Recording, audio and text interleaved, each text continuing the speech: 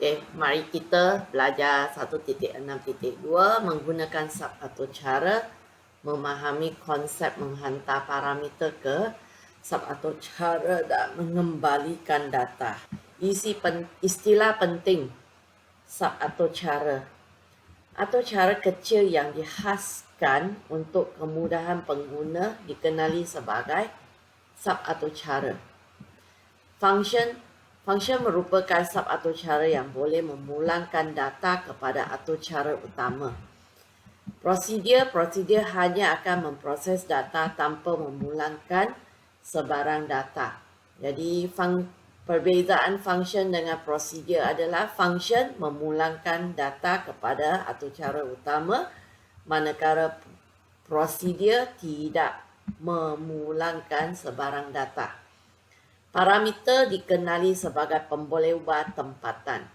Ia merupakan pembolehubah khas yang diisytiharkan dalam sub atau cara.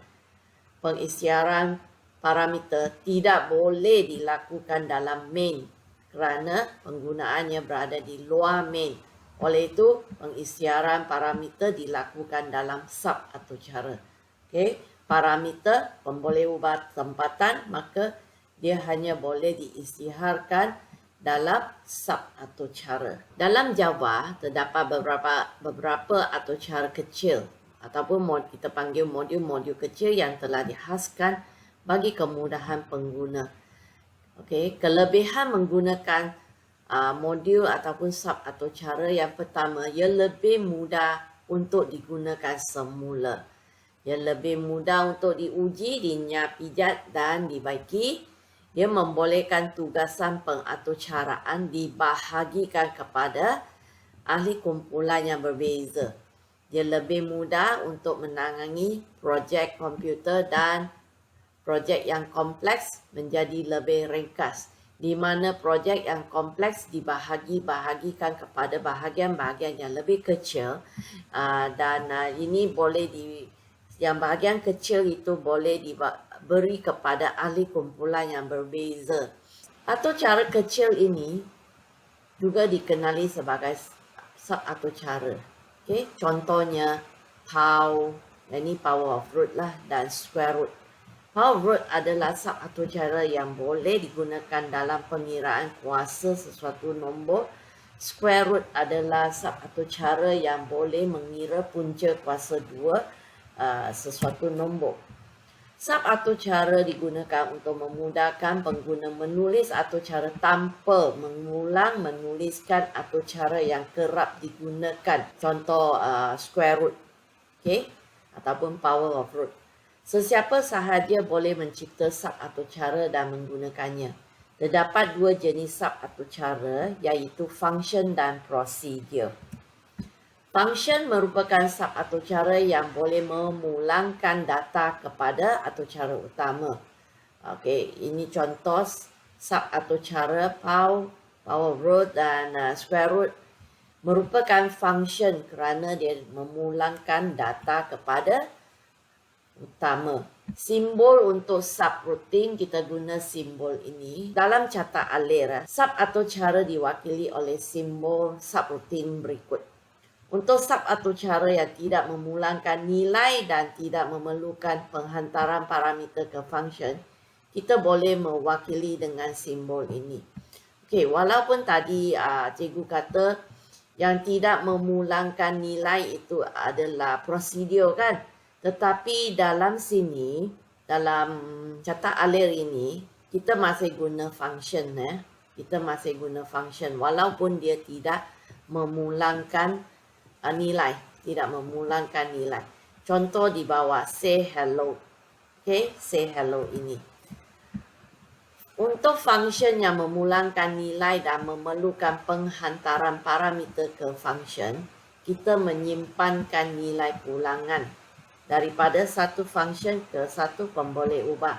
Contoh di sini, dalam function itu ada parameter 1, parameter 2. Kemudian yang ini akan diumpuk kepada X. Contoh ya, X sama dengan power root A. Yang tadi ini, tengok. Dalam sini, dia memang tidak nyatakan parameter. tidak nyatakan parameter. Manakala function yang memulangkan nilai itu, kita perlu masukkan parameter. Okey, prosedur merupakan sub atau cara yang melaksanakan tugas khusus berulang kali dan tidak memulangkan nilai selepas tugas selesai dilaksanakan. Prosedur hanya akan memproses data tanpa memulangkan sebarang data. Jadi, murid-murid ingat, function akan memulangkan nilai. Dan dalam function itu, kita perlu nyatakan parameternya. Manakala prosedur tidak memulangkan nilai. Dalam function prosedur, yang ni tak perlu kita nyatakan parameter. Okey, sinteks sub atau cara ya. Kita ada pengepala seperti yang ditunjukkan dan badannya. Okey. So, dalam pengepalanya, static void sub atau cara 01, kemudian ada satu kurungan. Static adalah kata kunci khas, void adalah jenis data pulangan, sub atau cara 01 adalah nama sub atau cara, kemudian kurungan ini adalah bekas parameter.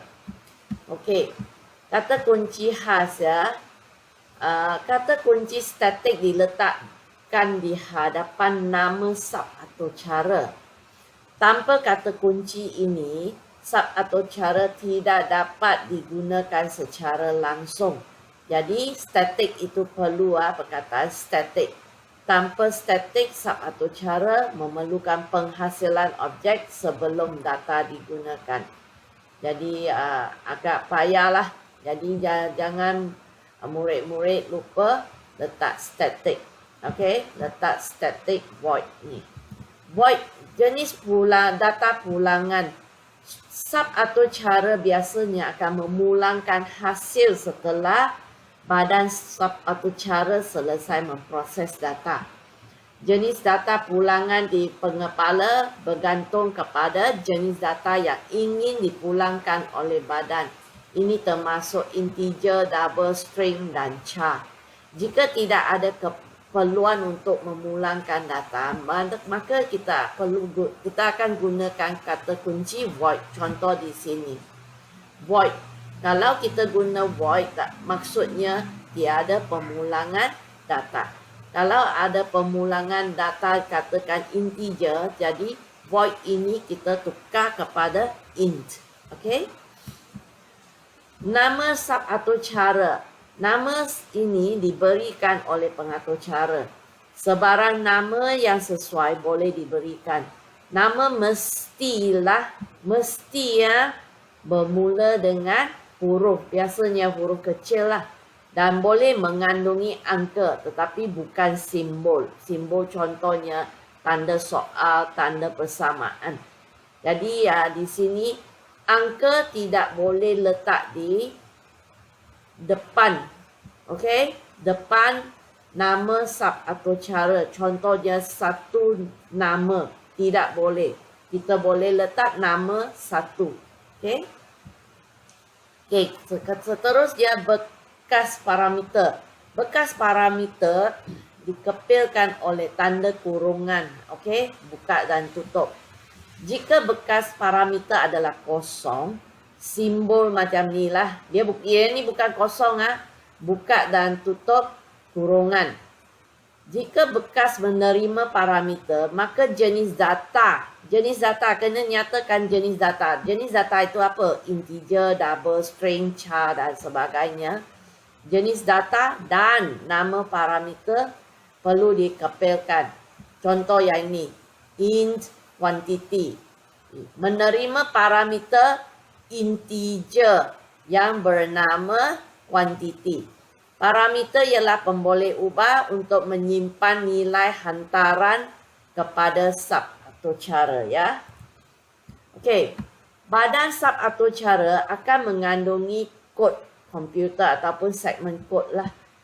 Badan sub atau cara akan bermula dengan simbol kurung dekat pembuka dan diakhiri dengan simbol kurung dekat penutup. Penyataan komputer ataupun kod komputer lah adalah sebaris kod komputer yang diakhiri dengan simbol koma bertindih. Jangan lupa bagi Java, setiap satu baris kod komputer perlu diakhiri dengan simbol koma bertindih. Semua penyataan komputer mesti terkandung dalam sub atau cara. Penyataan komputer ialah algoritma komputer yang telah diterjemahkan kepada bahasa pengaturcaraan seperti Java. So, kadang-kadang kita sebut penyataan komputer. Kadang-kadang kita sebut segmen kod. Ya, ini semualah. Penyataan ini akan dilaksanakan oleh komputer dari baris awal hingga ke baris akhir dalam turutan atas ke bawah dan bawah. So, memanglah komputer akan melaksanakan penyataan ataupun melaksanakan kod komputer baris demi baris. Okey, di sini mari kita tengok ya. Dalam sini, public static void name, list of parameter, kemudian ada statements. Okay, statements kadang-kadang kita sebut penyataan komputer. Penyataan kadang-kadang kita sebut code. Okay, code komputer. Public dalam atur cara Java, kita boleh menulis sub atur cara yang private ataupun public.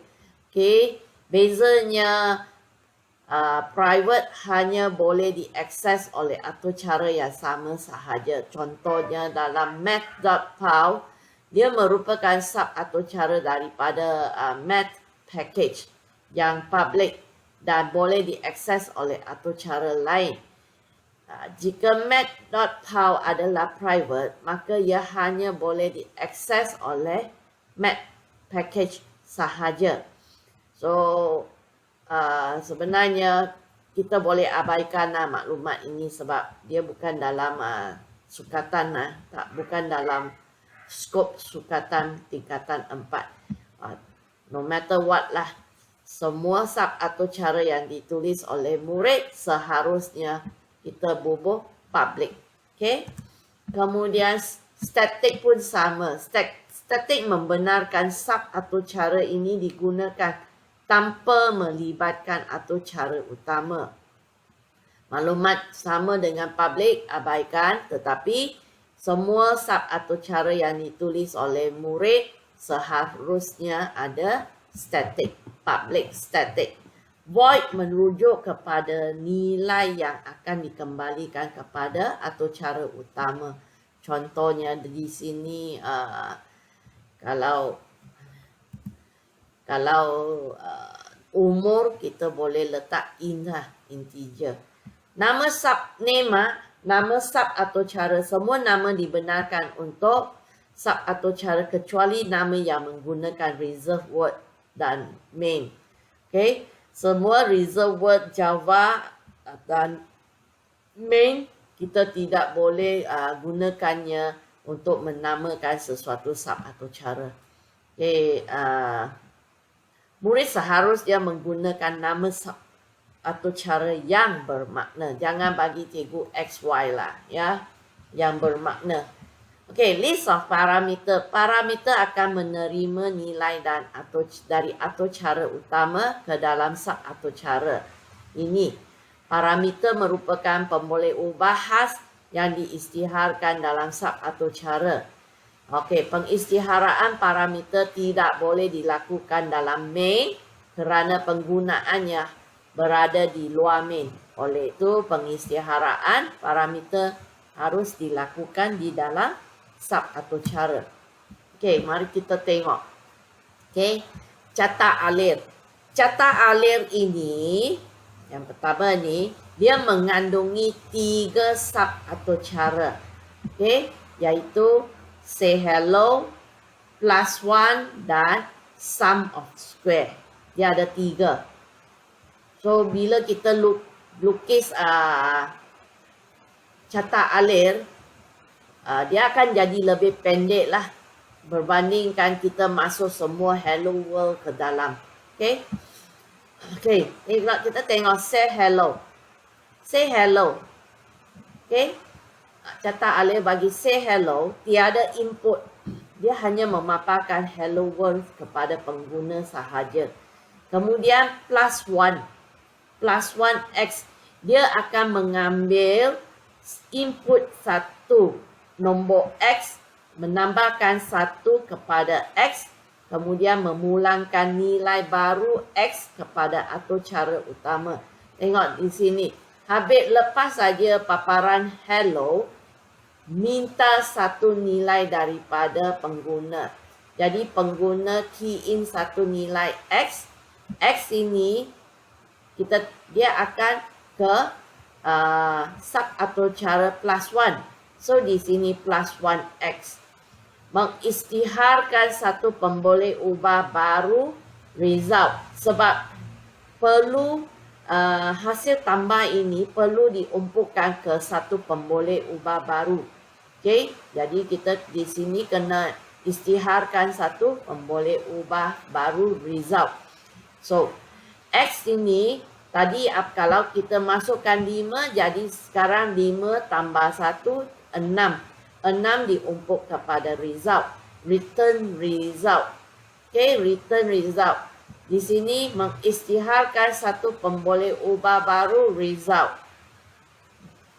Minta satu nilai daripada pengguna Y. So result ini 6 akan berada di sini dah, ya. Ada di sini. Minta satu nilai daripada pengguna Y, nilai Y. So result ini sum of square X Y. Sum of square X Y kita tengok sini. Mengisytiharkan satu pemboleh ubah baru result, another result. Okay, isytihar. So sekarang X berapa? X 5 campur 1 adalah 6 kan? So 6 darab 6 36 campur Y. Katakan Y kalau kita masukkan 4, masukkan 2, 2 darab 2, 4. 36 tambah 4 jadi 40. Akan return ke result. So return ke result di sini. Okay, apa yang sudah siap, dia akan masuk ke sini, paparkan nilai result, kemudian tamat. Atau cara ini. Okay, di sini ada satu public static void main, yang ini adalah utama. Okay, yang ini adalah atau cara utama. Kemudian di sini pula ada 1, 2, 3. 3 sub atau cara. Okay, sebab apa yang diproses oleh sub atau cara, dia perlu dihantar balik. Okay, perlu return. Kalau return, ada perkataan return, dia adalah function. Tanpa perkataan return macam ini, dia adalah procedure. So di sini ada 2 function dan 1 procedure. Mari kita tengok int X sama dengan 2. 2 diumpuk kepada X, 3 diumpuk kepada integer Y. Kemudian 0 diumpuk kepada integer answer. Print hello. Answer square X diumpuk kepada answer. System.out.println answer. Answer, kemudian square plus XY diumpuk kepada answer. System out.println answer. Okay, mari kita tengok. Di sini dia akan panggil sub atau cara pertama, print hello. Okay, jadi system.out.println hello world. So, output yang pertama, dia akan print hello world. Lepas itu, dia akan ke sub atau cara yang kedua, public static int integer square. So int A. Di sini A ini dia akan nilainya akan didapati dari X. Okay? X dia bukan Y ya. Dia akan dapat nilai dari X sebab dia pertama. Okay? Yang the first one lah yang calling. So di sini 2 darab 2. Dia akan jadi 4. 4 ini akan return. Pulangkan kepada siapa? Okey, kita tengok square di sini. Square X ini. Okey. So, nilai 4 ini akan dipulangkan kepada square X 4. So, nilai 4 ini akan diumpukkan kepada answer.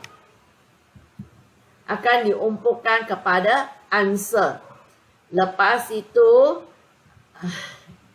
dia akan print answer ya. Di sini answer adalah 4. Ingat output pertama hello world. Output kedua 4. Okey? Hello world di atas, 4 di bawah. Kemudian square plus xy. Dia akan panggil square plus xy. Okey? Apa yang jawapan nilai yang didapati di sini akan diumpukkan kepada answer. Okey, kita tengok square plus x, square plus. Okey, di bawah ini public static int, square plus int c, int d.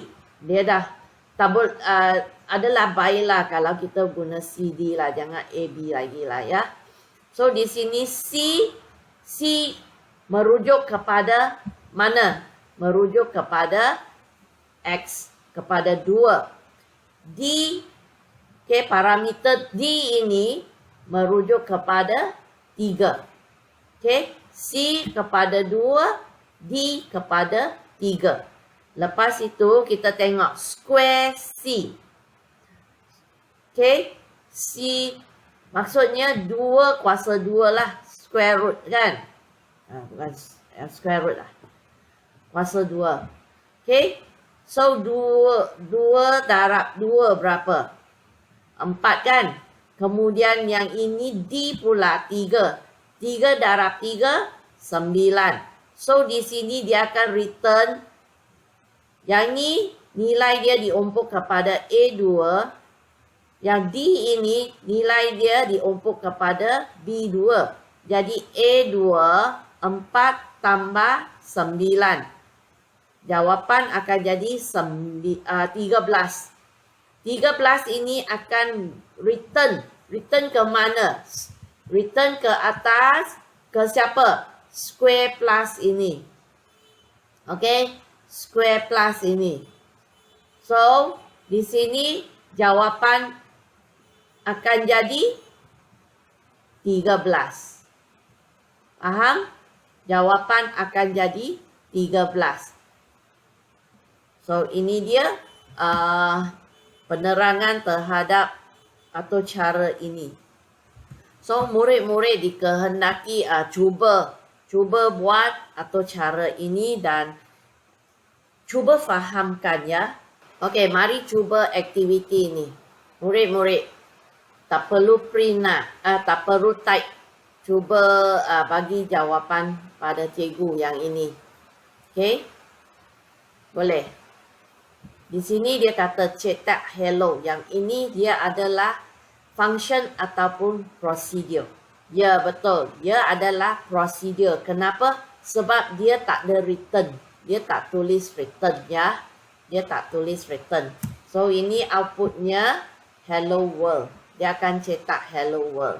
Jadi, kita berhenti di sini saja. Terima kasih semua.